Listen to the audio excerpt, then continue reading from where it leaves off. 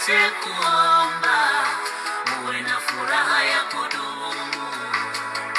Mawazo ya Mungu anatuwazia mema, mawazo ya shetani ametunia mabaya.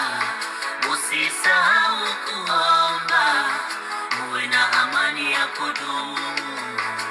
Usiache kuomba, uwe na furaha ya kudumu.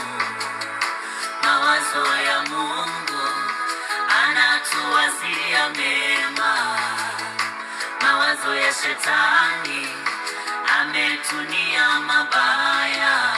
Unapofunikwa na Mungu, kumbuka kuomba.